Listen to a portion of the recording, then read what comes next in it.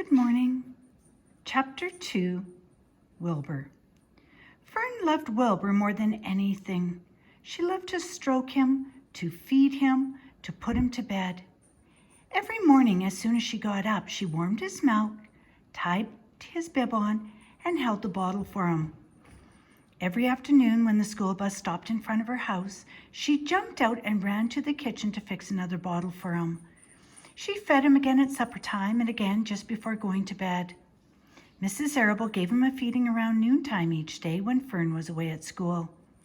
Wilbur loved his milk, and he was never happier than when Fern was warming up a bottle for him.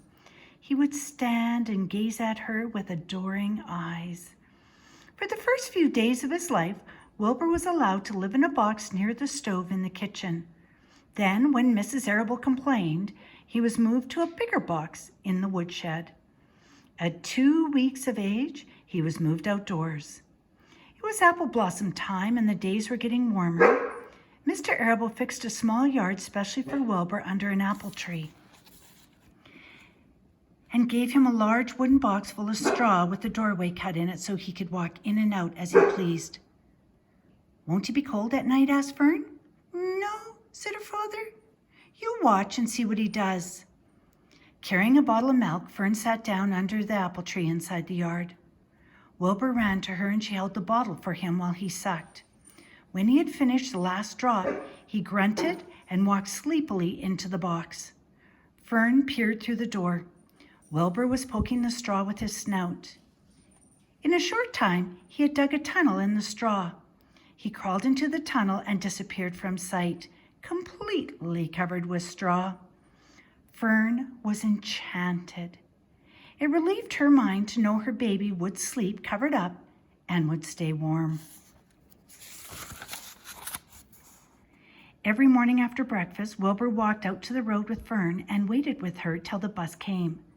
She would wave goodbye to him and he would stand and watch the bus until it vanished around a turn. While Fern was in school, Wilbur was shut up inside his yard, but as soon as she got home in the afternoon, she would take him out and he would follow her around the place. If she went into the house, Wilbur went too. If she went upstairs, Wilbur would wait at the bottom step until she came down again. If she took her doll for a walk in the doll carriage, Wilbur followed along. Sometimes on these journeys, Wilbur would get tired, and Fern would pick him up and put him in the carriage alongside the doll. He liked this. And if he was very tired, he would close his eyes and go to sleep under the doll's blanket. He looked cute when his eyes were closed because his lashes were so long.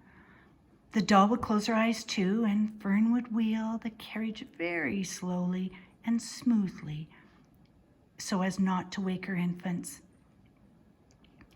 One warm afternoon, Fern and Avery put on bathing suits and went down to the brook for a swim. Wilbur tagged along at Fern's heels. When she waded into the brook, Wilbur waded in with her. Oh, he found the water quite cold, too cold for his liking.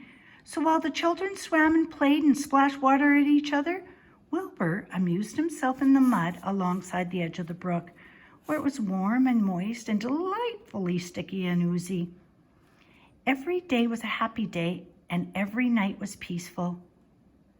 Wilbur was what farmers call a spring pig, which simply means he was born in the springtime. When he was 5 weeks old, Mr. Arable said he was now big enough to sell and would have to be sold.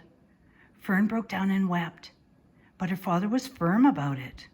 Wilbur's appetite had increased. He was beginning to eat scraps of food in addition to milk, and Mr. Arable was not willing to provide for him any longer. He had already sold Wilbur's 10 brothers and sisters. "He's got to go, Fern," he said. "You've had your fun raising a baby pig, but Wilbur is not a pig any longer, and he has to be sold." "Call up the Zuckermans," suggested Mrs. Arable to Fern. "Your Uncle Homer sometimes raises a pig. And if Wilbur goes there to live, you can walk down the road and visit him as often as you like."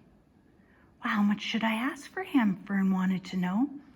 "Well," said her father, "he is a runt.